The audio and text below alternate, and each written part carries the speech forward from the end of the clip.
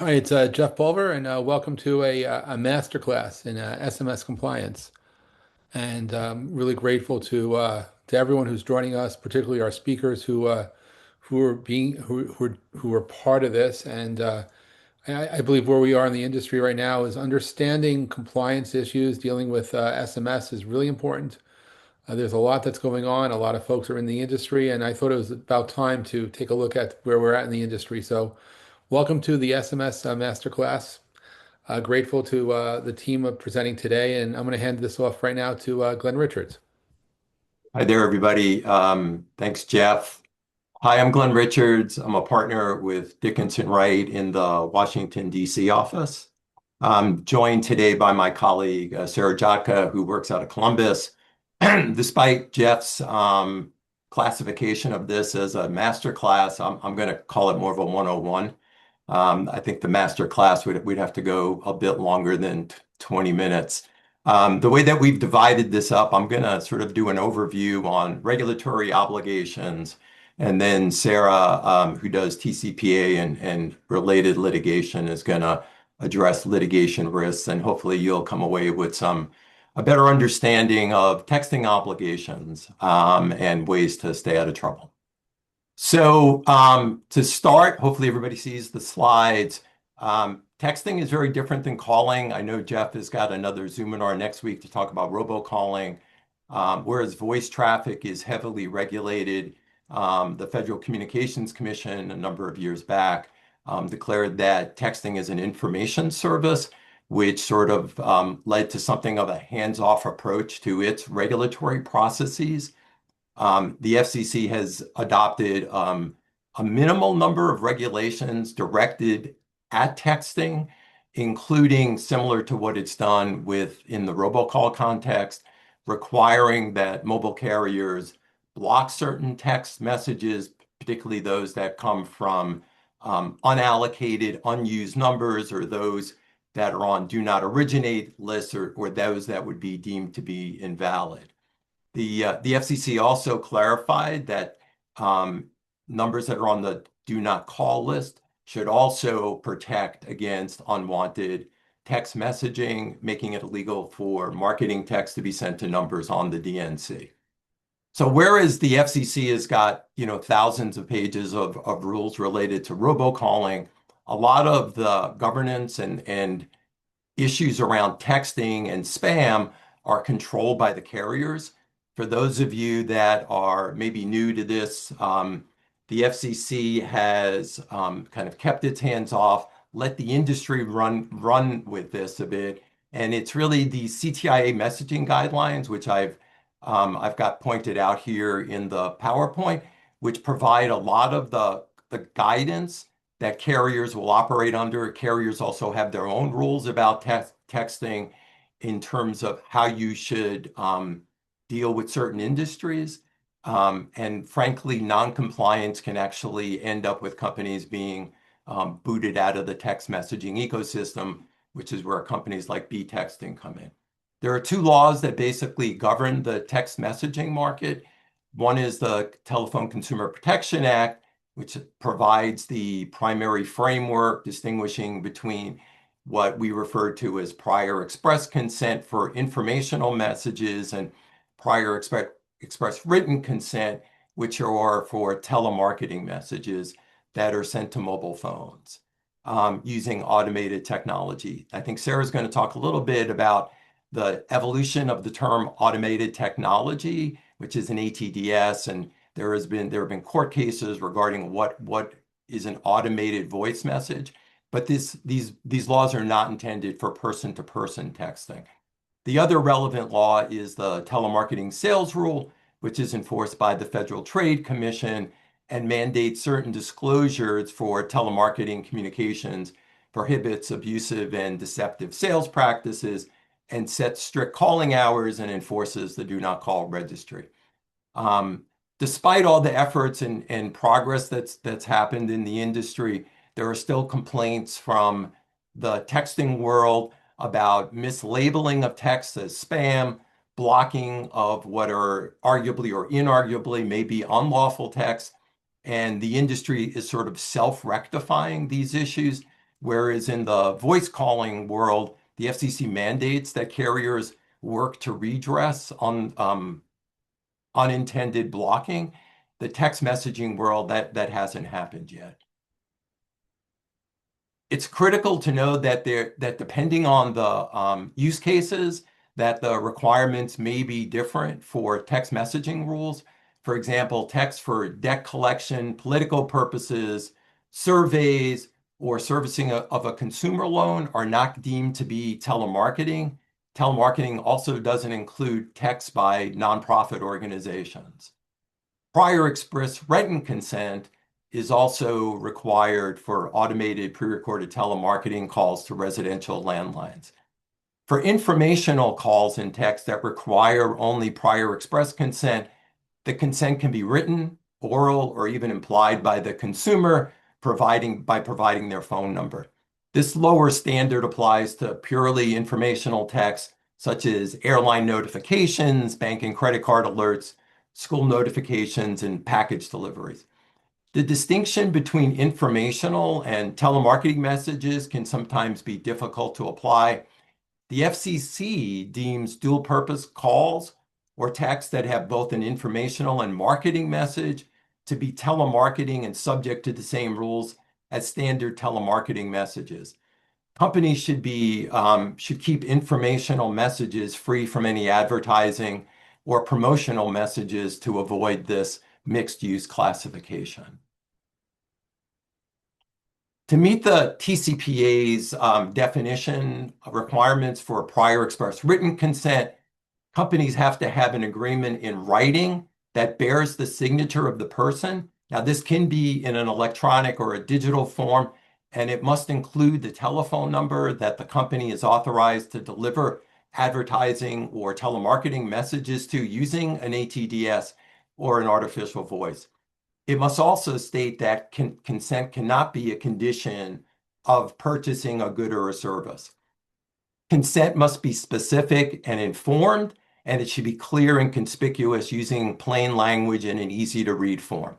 You don't want contacts to exceed the scope of the consent, so it's important that you're aware of what your individual customers have consented to, which may be related to purchases, but not marketing. Web forms supporting opt-ins with clear disclosure language are acceptable. Companies should maintain detailed logs of the consent process, and consent should be confirmed with an initial text. Paper forms also provide tangible evidence, but require careful storage and management. Recorded verbal consents through interactive voice responses is permissible, but may face additional scrutiny regarding clarity and retention of recordings. Consent revocation rights. A consumer may revoke consent at any time in any reasonable manner using any reasonable method, including orally or in writing.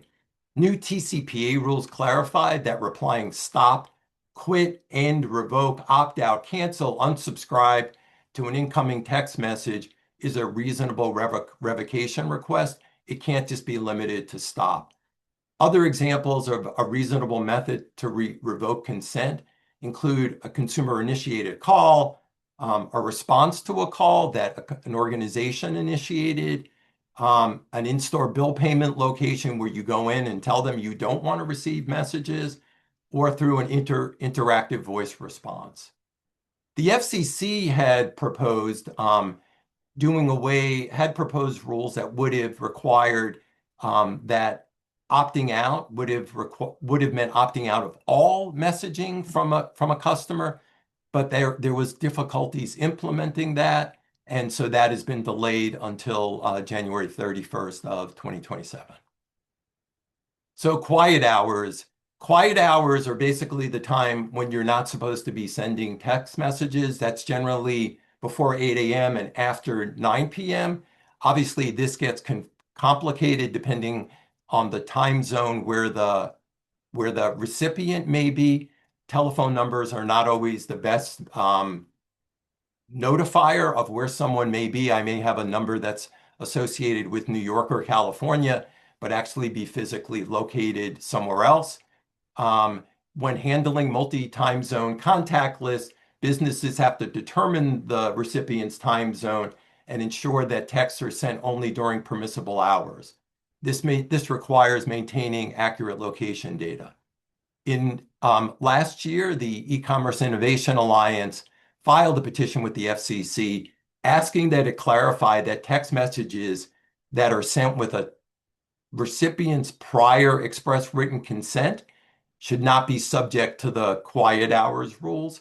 That would allow marketers to rely on allow marketers to rely on the telephone numbers, area code, and prefix to determine a location. Telemarketers are also prohibited from texting cellular phones that are on the DNC, as I mentioned before, or those that have contacted the company and asked not to receive telemarketing requests.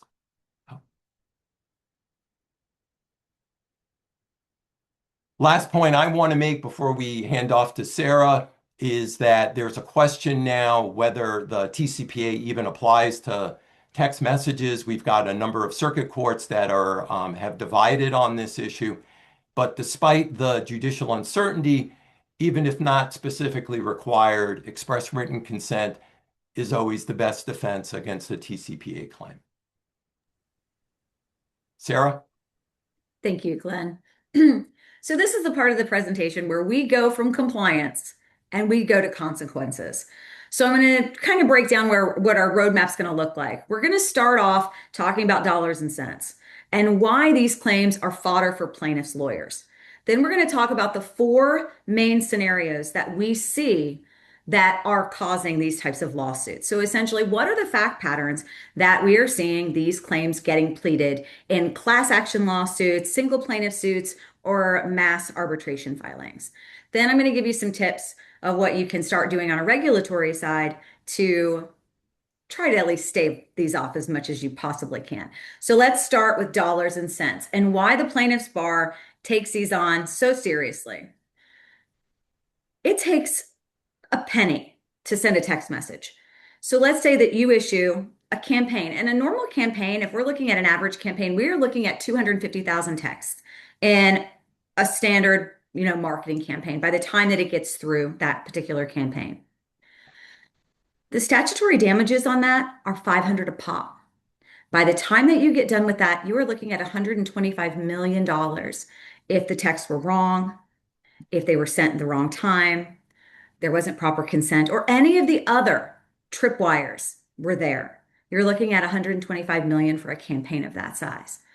The issue with the TCPA, it has a triple damages provision, meaning if a plaintiff's law firm hits on a single violation, it's triple damages. So 125 million, which is astronomical in and of itself, just now turned into $375 million.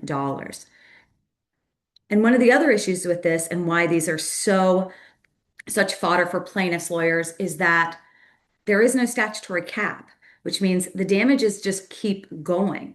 There's also no requirement you actually prove proof of harm. No one's really ever been harmed really by a text message from anything that I've ever seen. They're annoying, yeah. And they take your time to unsubscribe, deal with them, delete, report, and do all of those things. But there's not really actionable harm in receiving a text message, and you don't have to prove actionable harm to have Article 3 standing in these types of cases. It doesn't matter if if you're doing the right or wrong thing. It just matters that you sent the text. They don't care if you tried to do the right thing and messed it up. They also don't care if a vendor did it on your behalf and launched the campaign on behalf of you. They're going to come after you. And then if you need to go after your vendor, you better hope that you've got your contracts in place with indemnification, limitation of liability, duty to defend, and hold harmless language with that vendor to put them on the hook. But at the end of the day, the plaintiff's firm's coming for you. They also can stack these claims. And as Glenn was saying, there's a lot of different ways that you can make these arguments that these texts were wrong. One is they're sent at the wrong time. Someone's on the do not call registry. They're sent at the wrong times during the day. Any one of those is going to take a normal violation and add more to it. So that $500 for the single violation, for the single text message for all of the people that got it, It's now onto another causes of action that has another. So that $125,000 is now $250,000 because they've now stacking more and more violations. So let's start talking about the four fact patterns that we see the most. Well, I guess let me back up into slide 11 and why the plaintiff's bar keeps coming at these. I think the most telling thing, and Glenn went into this a little bit, but I think it's fascinating. We got one of the best cases on the defense side that we had ever seen on these types of cases. We got the Facebook decision in like 2021, basically saying that this doesn't apply to text messages, and for certain technologies. So the defense bar was so happy. Do you know what's happened since 2021? Claims have skyrocketed. It was insane to see such the biggest defense friendly decision we've ever seen, and then see claims just skyrocket afterwards. The reason for it, plaintiffs' firms are adaptable. These are millions and millions of dollars, and it's hard for a defense to prove their case. So they file under state law because there's a number of states that have very similar laws. And because the defense bar can't prove some of their elements. And they rely on those things to go ahead and file because it doesn't really cost them much to file these claims. And by the time a defense is sitting there looking at it and looking at a potential millions and millions of dollars, rather than try to figure out if they can actually defend this, it's cheaper to just settle at the outset. And a lot of these cases, that's exactly what happens. They settle very, very early on because the active campaigns of filing a class action lawsuit or filing multiple arbitration claims is too significant, and it's cheaper for the company to just settle rather than actually litigate. All right, so now let's go to those fact patterns. The first fact pattern we have is consent gaps. You have to have consent to send a text message. There are various types of consent that you can have, but you have to have pre-written consent in order to send a text message. All consents are not created equally. And just because you have consent to have certain messages sent doesn't necessarily mean that you've consented to promotions and marketing. So you may have consented to them sending you normal updates about confirm you've sent a product, that you've ordered a product, or when the product is going to get to you, status updates and things like that. You may not have consented, though, to marketing, and that's kind of where they'll get you. The other thing is, if you do have vendors sending on your behalf, you may not have consent to prove that that vendor has now the proof that they were allowed to send it to you. The FCC kind of tried to get around this with the one-to-one consent rule that they tried to enforce but didn't actually go into effect. And that was for every person that could send on your behalf or send a text message, you had to have express one-to-one consent for that particular vendor, which it seemed like a pain when the law almost was going into effect, and it almost went into effect. We were like days. So we went through all of the compliance rigmarole with all of our clients to actually get them ready and change all of their consents, listing all of the vendors out. And then the FCC said, no, forget it. We're not going to do it. Well, it wasn't really the FCC, it was the courts. But anyhow, it didn't go into effect. The issue with that was, had it went into effect, and while it was a pain to deal with, you would have had that express consent for each vendor. Now you can just say, you consent that we, company ABC, and all of our affiliates or business partners can send on your behalf. The problem, you get a demand letter saying that such and such sent something on your behalf. You have no proof that they actually consented to that particular vendor. And that's what I was saying. The plaintiff's bar, they thrive on the fact that you can't prove your case. You're the one who has to prove the consent. And most don't. They either don't have the proper consent because they didn't structure it the right way at the outset when they gathered it, or even if they did gather it, they didn't track it the right way. They didn't track it through the proper IP addresses, so they can't go back and prove whether person John Doe, Jane Doe, whatever, actually consented to that, even if they set it up the right way, because they didn't set up the back end to track it the right way. So let's move on to the next one, because I know we're running out of time and I want to get through these real quick. The next are missed or mishandled opt-outs. And this is the next thing.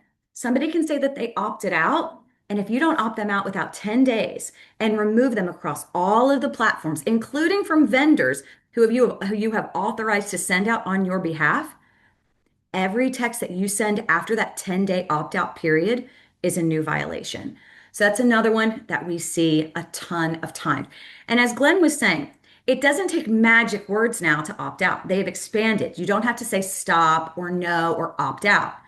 They've also said that you can't just type in these specific words. Basically, you can't use technology that only looks at these words. You have to use like humanized technology that can identify if somebody is trying to opt out, but maybe they misspelled. So you can't use a reader that only recognizes stop or opt out or magic words. You actually have to be able to have technology that can read the entire context of the opt out and see if that was the actual intent of the opt out, including misspelled words. All right, the next one. This is quiet hours. And Glenn already did a fantastic job of talking about exactly. So a lot of my slides and my bullets look exactly like what he was already saying. But sending something outside of the quiet hours. And again, this kind of happens where we're not being able to track technology. The technology relies on the zip code to identify when they can send. So if you're sending where I live, a 614, that's going to be in an Eastern time zone. Well, the person may not be in an Eastern time zone at the time, and you may send it at the wrong time. So they're trying to say, well, you can't use technology that's only area code specific to identify the time zone. They're trying to get clarification of whether we can rely on those types of things or if we're actually going to have to do geolocation tracking for purposes of the opt-outs. The last one is with respect to the ATDS theories after the Facebook case. And this is what I was saying. This is the case, the Facebook case, basically saying that it has to be auto dialer technology in order for it to count under this law. And after that case, we saw claims skyrocket when we thought we would see them decrease. And what happened was they got creative and the technology changed. That's another thing that happens with these types of cases. As soon as we think that we've won something, the technology changed. And here's what happened with the technology. AI came. So when we thought we had it all figured out, now we're dealing with AI, and now the courts are coming in saying, well, if you are using pre-recorded information, if you are using AI, heck with the auto dialer stuff. If you're using any of these things in your text messages, we're also going to start covering those as well. So this has been fodder of what the plaintiffs bar are using. They're saying, all right, well, you're not using automated technology. Okay, but you're doing all of these things. And we think that these things kind of fit within the definition, the strict definition of what constitutes a call that's going to violate the law on this. So now we've now been going through the case law about pre-recorded calls and AI, transcription and use of AI in these types of calls. All right, so risk reduction. So what can you do? You got to track your consents. You've got to get more thorough about the consents, and you've got to get smart about it.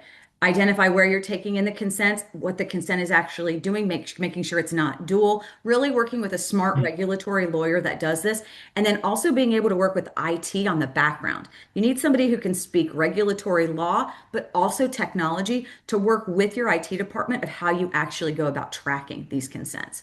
The next, honor your opt-outs within 10 days. And if you've got vendors sending campaigns out on your behalf, you make sure that those opt-outs are getting to them. And you've got to make sure that your agreements provide that if they don't opt out in time, they're responsible for it. So if you get hit with the lawsuit, you third party them in and make them take care of it.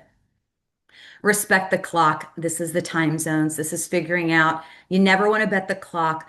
Design your campaigns to work around the 4 different time zones within the United States. You don't want to be sending anything even close to 8 o'clock in the morning or anywhere close to 9 o'clock at night. Move up your time that you're sending in your marketing campaign so you're never falling in between that period. Um, Audit your vendors and lead sources. Go through your contracts, find out who's sending your messages and what those contracts look like. If you don't have proper indemnification, limitation of liability, or the ability to punt to somebody who else messed up or didn't opt out when you told them to, you need to make sure you're adding addendums, or whenever you have the ability to renegotiate that contract or move to a different vendor, you're doing it. And I think that's pretty much it for everything that I have to say. I'm going to turn it back over to Jeff, who's going to preview the next presentation. Well, thank you. Thank you, Glenn. Thank you, Sarah, for sharing all that great information. And if those of you participating, if you have questions about what was just covered, By all means, please put them in the chat, and if we have time, we're going to address the questions as best as we can. Right now, I'm going to hand the conversation over to Craig. Take it away, Craig. Yeah, thank you, Jeff, for putting together this program. And thanks to Sarah and Glenn for your expert insights. Much appreciated. My name is Craig Monell. I'm the VP of Business Development here at Beetexting. Beetexting provides a business messaging platform for all brands and for brands and partners of all sizes. So today we'll be presenting to you some of the best practices we have incorporated into our platform. We're very sensitive to the complicated regulatory environment that exists, in the A2P SMS space. And that's the reason why Beetexting leads with a compliance first platform.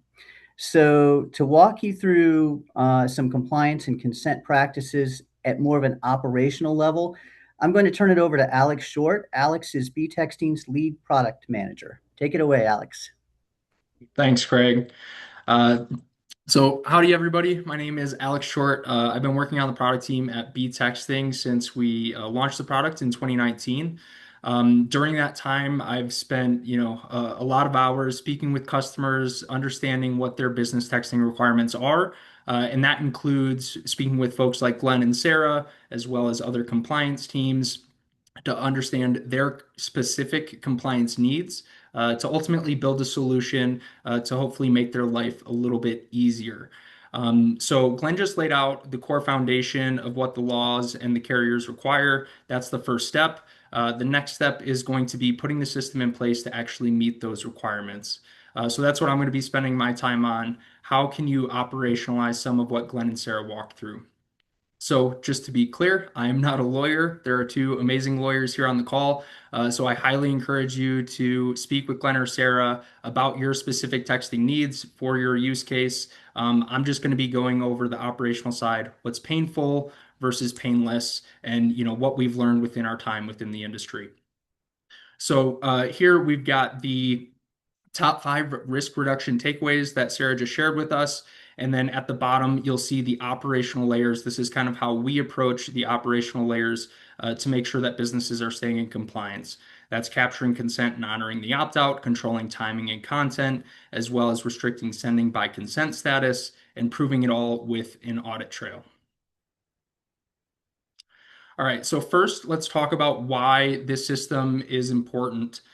You can train your employees. You can make sure your employees are all up to date on all the rules, but that is what our customers want to avoid at all costs, is depending on them understanding all the nuances of those rules to make sure that they stay compliant, right? So we need to essentially make sure that not only do we have the trained employees, but we have the system around those employees to keep things easy for them, essentially.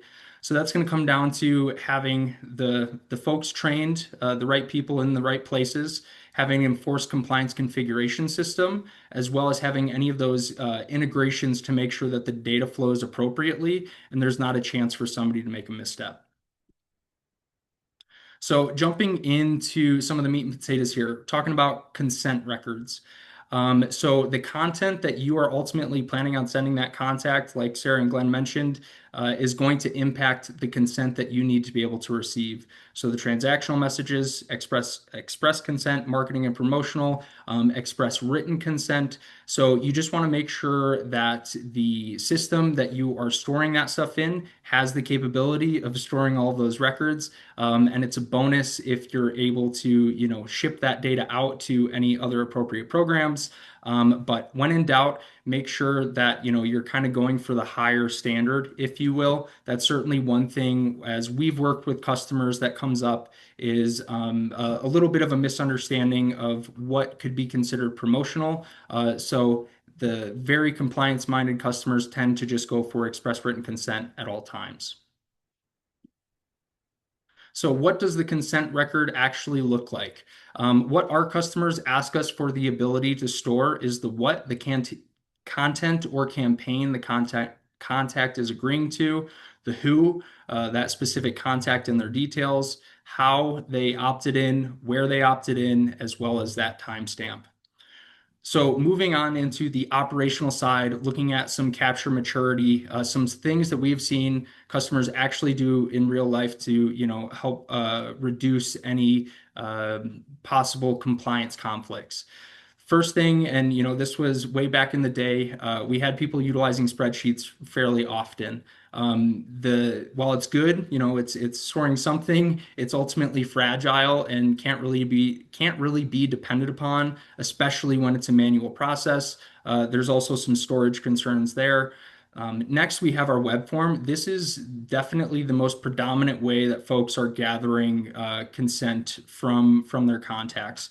So it's a great way to gather express written consent. You can provide all your disclosures, all that good stuff there, and it's automatically stored in a location that you can go back to and reference if need be. The issue just comes in making sure that you retain those records for a long enough period of time. And then what we would prefer is for that data to ultimately make it into a place to where it can impact a user's ability to actually send a text message out. And then the last option that we've got listed there is the in-thread keyword double opt-in. So we'll touch on this here in a couple slides a little bit more, but pretty straightforward, receiving two confirmation keywords within the thread itself saying that they have opted in to your text messaging campaign. It's always preferred to have that stuff in a shared centralized location, ultimately available to the people who need to depend on it, the folks that are actually sending the text messages. We want to make sure that that data is available to them. While they might not be able to manipulate it, they need to be able to access it if they're depending on, understanding what the consent level is with that contact before sending a text message out. All right, so now we've got a quick screen recording of the Beetexting application, and we're just going to walk through how the consent is actually being added to the contact. So we have the capability within Beetexting to actually prevent text messages from going out to the contact when the consent is not tracked within the system. So this can be piped in from other places, and essentially the concept that we want to adhere to. So without any consent added to the contact, those are the three boxes on the right-hand side. They're all blank. Without that, we're not able to send a text message. And as we go to add that consent, you can see that we can say where it came from. There's going to be a timestamp associated with it. We can add any additional evidence, including attachments, to this consent record. And we have that stored associated with the contact. So if you ever need to get back to it, you have that record on hand. Moving on to dig into that double opt-in a little bit more. Why people really, or one of the reasons that people really enjoy this is because it turns the conversation itself into your consent record, essentially. So the concept is fairly straightforward. You receive a keyword that is going to generate an automated message going back to the contact with any of your disclosure language. And then that is going to prompt them to send another keyword to confirm their opt-in, essentially. So then all that information is included right there within the conversation thread. And as long as you're storing your messages for whatever your requirement is, you'll always have access to that evidence. So here we can just see a quick example of how that would work within Beetexting. Within Beetexting, we offer a concept similar to an IVR. We refer to it as ITR, so interactive text response, where we can provide multiple options. And that's how some of our customers choose to ultimately receive that dual consent within the thread. So we receive a text message from the contact here. We're replying with an automated message saying, hey, thanks for opting in. Do you want to provide additional consent? They reply with the appropriate keyword, and you can see within the system that we're automatically adding those consent records to the contact, so it's tracked right there where the person is actually texting. Next up, opt-outs. So, there's been some changes with opt-outs. It's a little bit more complicated than it used to be with all those things that Sarah mentioned. But at the end of the day, most people rely on the texting application itself to handle that opt-out and prevent any text messages in the future from being able to be sent to that contact unless a new consent has been received from them. One thing that we've been hearing as well is, the receiving opt-outs from other places outside of the texting channel itself. So if the texting application is not able or is handling that within the thread, what about if we receive a phone call? What if we receive an email requesting things to be opt-out? So the key there is to just make sure that you have, a centralized contact consent record system to where those things can, be piped into that centralized location, and then that data can flow to whatever limiting tool you're using to be able to send those text messages out. So just making sure that we have a way to track that stuff alongside a person opting out from directly within the thread. So here's just a quick opt-out example from within Beetexting. You can see that Mark, our contact, has a couple levels of consent there. He texts us stop. The system is preventing the user from having the ability to send any text message out until he replies with that keyword start, essentially him re-opting in, and now we can text with that contact. All right, so this is a fun one, moving on into the timing. Glenn and Sarah both discussed the TCPA quiet hours outside of the 8 a.m. to 9 p.m. in the recipient's local time. They also discussed how difficult it can be to make sure that you're actually aware of the recipient's time, because you cannot depend on the area code. So our compliance conscientious customers typically will just put hard stops in place, right? So you're going to make a hyper restrictive sending window. So you're ensuring that you're not sending a text message to somebody on the East Coast, on the West Coast, outside of those local quiet hours. So that's more so, if it's a national based company, you need to make sure that you can adapt across the country. So you have that hyper restrictive sending window implemented within your system.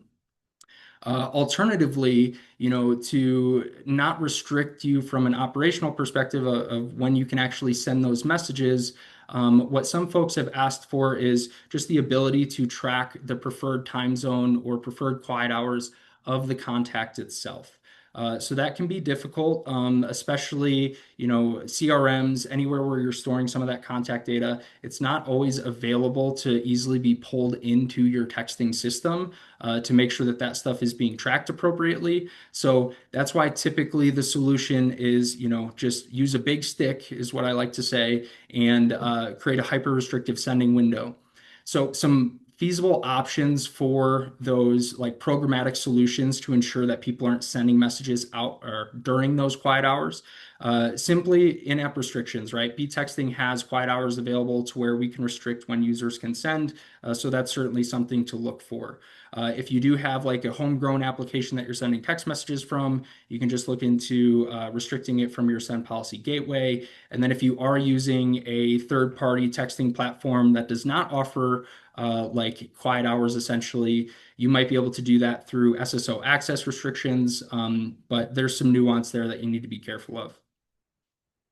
So here is just a quick example of the quiet hours that are available within Beetexting. User can choose to enable those. We see that it's set to start at 4:30 p.m. and end at 11:30 a.m. So we have a very small sending window, but trying to make it as restrictive as possible so that we can ensure that it stay within compliance. You can see the user does not have the ability to send text messages out while those quiet hours are configured. And then this is a new concept that we've been working on, touched on there just a little bit. You have the quiet hours actually associated with an individual contact, not the organization as a whole. So we can send a preference link to that contact where they will enter a secure OTP. Once they enter that OTP, they will be able to access their contact preference profile, essentially. So this is individual to each contact. They can choose to enable their own individual quiet hours. This is maintained by the contact and accessible to them at all times via automation. So they can select the exact hours that they are comfortable receiving text messages, as well as their time zone and the days that they would like to receive those. And then that gets stored within the system and is enforced programmatically to prevent any text messages from going to that person during those quiet hours. All right, talking about content and verticals. So regulated verticals, layering the rules and not merging them. So obviously we need to track 10 DLC consent. That is a given, but there could be internal policies that you want to make sure that you're adhering to prior to being able to text with the contact. What I mean by that, say it's a healthcare organization and you want to get HIPAA authorization to text with them prior to ever sending them a text, or you're processing messages with AI and you want to make sure that that's disclosed. and agreed to by the contact prior to sending them a text message from your system. When there is that additional layer of compliance, what our customers prefer to do, and ultimately what we would recommend, is making sure that those are tracked separately in the same place, right? If somebody opts out of 10DLC, that doesn't necessarily mean that they've opted out of AI processing, vice versa. So making sure that those are tracked, yes, no, but separately, and making sure that all the layers are met prior to being able to send a text message out. Then we've got the highly regulated customers that prefer to gate content, not just the contact. This is, finance, healthcare again. There is a risk in the content of the message actually being sent. So a very common way, and really the most common way that people try to achieve this, is through permission restrictions with any of the pre-templated tools that they're building. So whether those are automations, templates, or those blast text messages that get sent out to a large list of contacts, like for marketing or anything like that, having those be created by an expert within your company that understands all the rules, is current on all the rules, and essentially maintains those for the rest of the employees. That's really the best way, or the most readily available way to achieve that. And there's not a ton of great solutions for restricting content on that one-to-one basis. That becomes a little bit more difficult. Then the last thing we'll mention, record keeping is its own obligation. So when you are ultimately building your compliance system, just be super cognizant of how long things are being stored, how we can get that stuff out of that system if it's not being stored for long enough, what options we have to make sure that we're meeting our compliance requirements. So here I'll just kind of show that concept of having those two different consent models that are available together. So in this case, we're talking about AI processing. We want to get an agreement from the contact that they're okay with their messages being processed by AI. And you can see that we have an additional custom consent type that is preventing messages from going out until that record has been logged within the system. So now we have AI processing consent acknowledged within the system for this contact, and we're able to send text messages out with them. You'll also see here within our contact journey that we're tracking the history of all those things separately. So you can see that when promotional consent was added, when AI processing consent was added or removed, whatever the case is, we're maintaining that history at all times separately between those two layers. All right, so this is the Beetexting compliant agent. This is our attempt at essentially helping customers with concerns in the content that is being sent out. So it's an AI agent that's going to sit on top of the phone number and essentially monitor the outbound messages. This specific agent is set up for 10DLC. We can completely customize it. We also have FINRA and HIPAA available out of the box, and we can choose what phone numbers to deploy it on. And I'll show you an example here real quick. We've got Mark, who is missing promotional consent. And we're going to try to send a promotional text message to Mark here. And when we go to send this text message, it's going to be processed by the AI and then come back as flagged.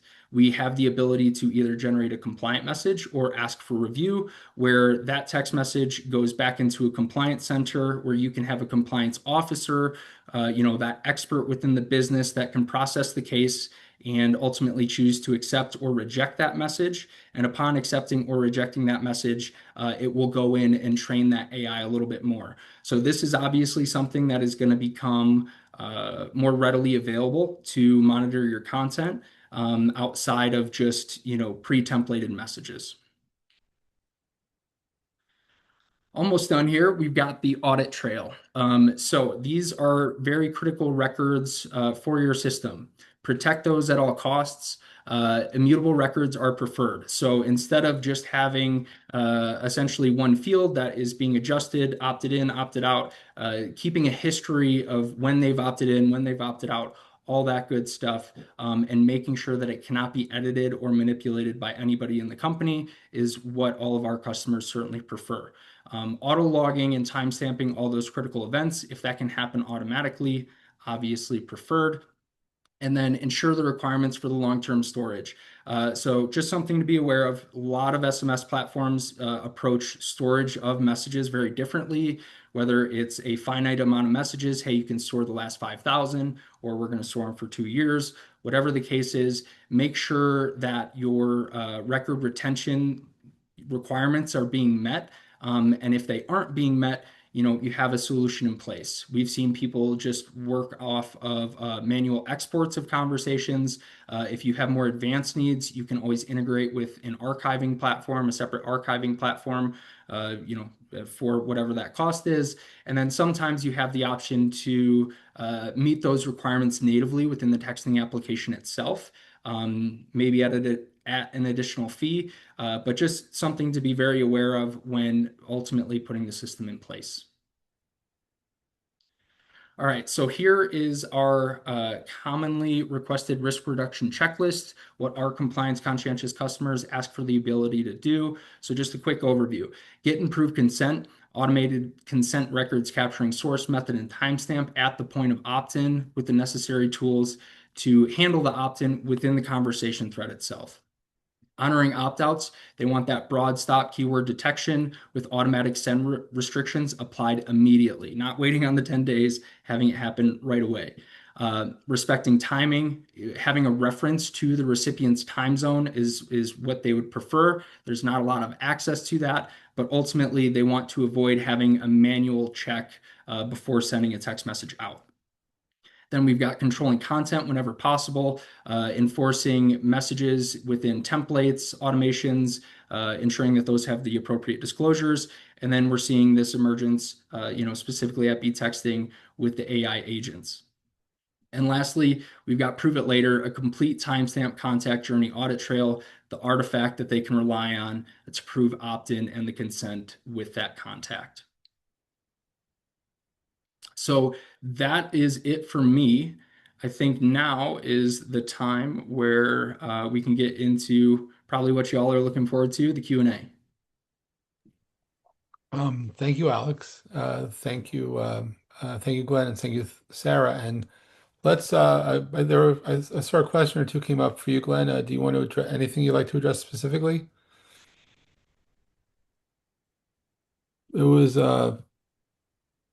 Oh, I see Sarah was already answering it, but Yeah, I was maybe. trying. It's a complicated answer. So I'm like, I was seriously going through it. And I'm like, I'm not going to get through. So the question's a fantastic question. And we could probably just do about 15 minutes just on it. Because Meredith, who asked this fantastic question, she was like, she went through all the things. Like, she's like, so the question is, if you haven't looked in the chat, she's like, Glenn mentioned that prior express written consent for telemarketing text messages requires a signature, either digital or written. How does text to join, including double opt-in or a web form, fulfill the signature requirement? It's a fantastic question. So the short answer is that they can certainly, all of these workflows can certainly satisfy this, as long as what's happening with this with the signature qualifies as a signature pursuant to the e-sign law. And if there's a different state law that needs to be included for that, it's a signature under that specific state law as well. Typically, web form and text to join, there's one structural piece on a text to join that makes it a little bit better than a web form.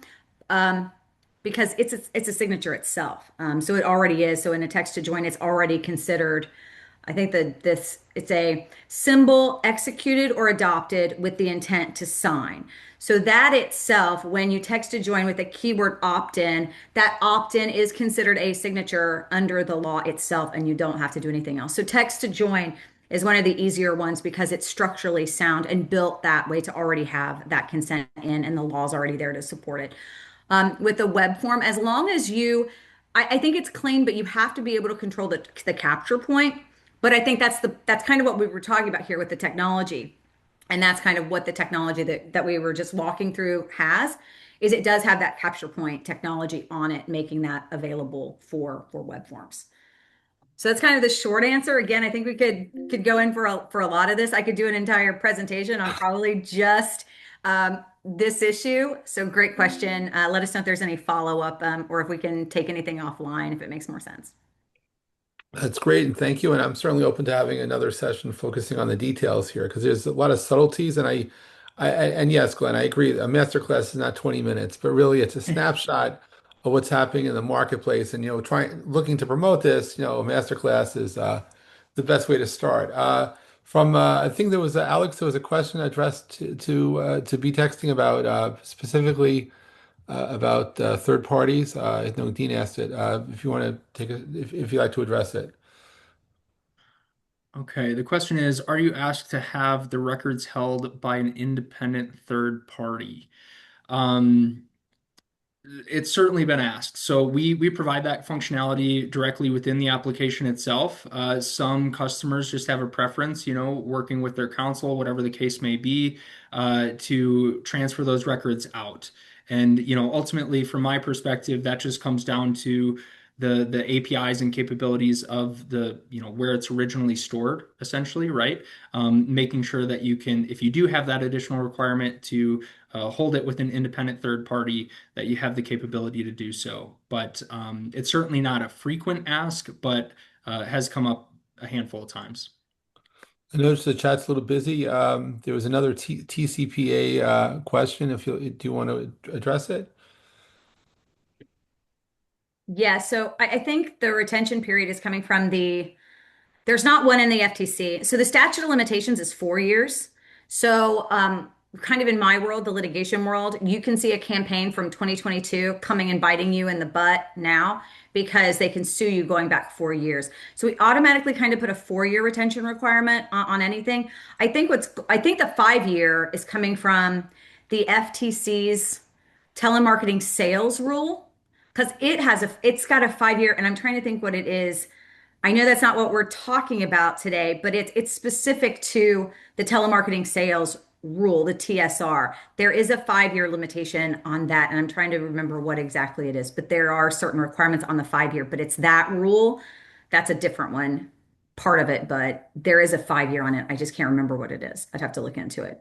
And for Beetexting customers, I'm Mike, I'm one of Alex and Craig's colleagues. For the Beetexting customers, it's like, how long do you anticipate using that consent as well? So you might capture it a while back.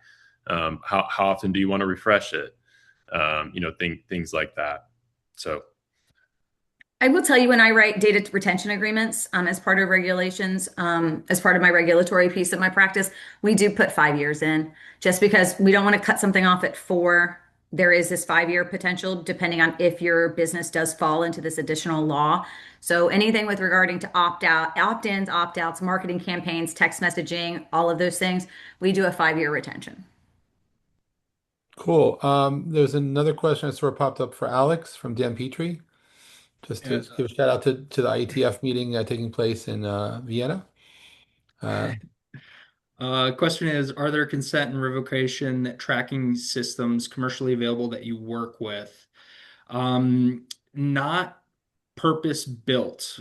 For the most part, like there's a lot of emerging stuff that people are really kind of just getting caught up on is the way that we feel about it. At Beetexting, we've always been super conscientious. Like, CTIA guidelines were essentially updated right around when we launched. So, we've always been super conscientious about that stuff, encouraging our customers to be as well. But what it's come down to is there's not a lot of stuff commercially available to help handle these things, which is why, we've seen an opportunity and pursued it as much as possible working with these customers. But so yeah, ultimately not much available out of the box commercially at this point. and then before we wrap up, there was another compliance question if about websites updates. I don't know if that was who that was addressed to. Any updates to website requirements for verbiage on compliance based on new rules? I'll leave that one to either Glenn or Sarah. I don't know that there's necessarily anything with respect to the actual verbiage. I think the bigger pieces that we're looking at of what's kind of happened, kind of 2025 on, has been what I mentioned. It was the update in the revocation language where you don't just have to have the stop and quit, cancel, revoke, opt out. That was a big one that we've seen come up in a lot of kind of the newer demand letters that, a lot of when they said if you use these words, we're looking for these magic words. You can't just rely on those magic words anymore. So I think that's been the biggest one in terms of verbiage, because it's not verbiage that you're going to put on your website or that you're going to put on to actually allow the opt-in to opt in. You don't need that. I think the other thing to be careful of what you're doing is, and I see this with clients all the time, is when they're doing an opt-in, they want to include everything. They're like, you're opting into this, and you're opting into our loyalty program, and you're opting into text messages, and you're opting into everything. And I'm just like, you cannot kitchen sink your opt-in. The TCPA has got to be standalone. You cannot do it. And it needs to be under. The submit button needs to be under. So it's just kind of these tiny little nitpicky things where you have to look at the actual data flow and the whole entire screenshot of the screen of what the user is going to see. Because I'll get these emails from clients and they'll be like, well, this is what we're going to do, Sarah. And I was like, no, I want to see the whole thing. I want to see the user experience, because then I'll see the consent language here with the submit button on top. And I'm like, no, the submit button and it seems like it should be intuitive, but you'd be shocked at how many times I see it. And it's just these slight things that they shouldn't be big deals. And you should think, of course, I hit these things all the time. I do it myself every single day, agreeing to something. Why am I missing and putting it in the wrong place? And it's like, because it's different when you're the one having to do it and build it on the website. It's a completely different experience. But I get brought in to kind of just fix kind of those issues and all that nitpick language. And you would be surprised. I think every compliance work that I do or campaign that I get asked to work on, or fixing someone's website or something like that, we probably go through about at least 25 nitpicky changes that are just these very nitpicky compliance things on the TCPA or CAN spam or privacy laws or something that just need to be tweaked, because they just give that little inroad to that plaintiff that we don't want to do. Wow. Okay. To be quick, I'm just curious myself. How do these regulations apply to SMS traffic coming from other countries like Canada? I mean, Well, this is Glenn. I mean, I'll just like, I mean, the FCC doesn't have jurisdiction, but I would assume you've got similar carrier requirements in these countries, that they're probably dealing with the same. I mean, I don't know whether the CRTC or Canada has um, regulated text messaging more than the FCC has. But the FCC doesn't have jurisdiction. But it is interesting. I don't want to kind of drag this back to the voice side, but the FCC is very concerned about robocalls originating from overseas. I don't think you see as much foreign traffic originating over SMS. It's probably more over WhatsApp or other services that are, international in scope. But the FCC is attempting and asking, seeking comments on whether it needs voice service providers to actually mark when calls are coming in from overseas as foreign, sort of raising suspicion that maybe they could be illegal robocalls. I'm not aware of any efforts to do that on the texting side, nor again, as I said earlier, does the FCC really have jurisdiction over entities sending messages from other countries, other than what it can instruct the U.S. carriers to do with those messages? Thank you. And to wrap it up, before I close it out, Alex, last question goes to you from Yep. Meredith. So mention 10 DLC does Beetexting handle compliance requirements differently depending on channel, such as short code or toll-free numbers. So we ultimately don't choose the configuration for our customers. We provide the tools for them to decide what their compliance framework needs to be and what they want to have implemented. So all of those tools are available for any of the types of phone numbers that are available within Beetexting. And we currently work with 10DLC and toll-free numbers, but not short codes. So same functionality available for both toll-free and 10DLC. And with that, I want to say thank you to everyone for participating, particularly Sarah. Nice to meet you. Thanks for joining us. We'll invite you back again. And Glenn, thank you so much for making this all happen. And Alex and the team at Beetexting, thank you all. And next week, we'll be back looking at robocalling from AI agents. You're invited to participate. Glenn's going to be heading off that side too. And we'll be taking a look at what happens when AI goes wild, maybe. Anyway, thank you all. Jeff Pulver, thanks for being part of this. And any comments, any questions, share it to me. And the big question, will you get a copy of this recording? The answer is yes. I'm going to be editing this and putting it on YouTube. in a private URL that will be shared with everyone who registered for today's event. And if you'd like to have your own copy, reach out to me separately. But anyway, thank you all for being part of this, and we'll see you again soon. Bye for now.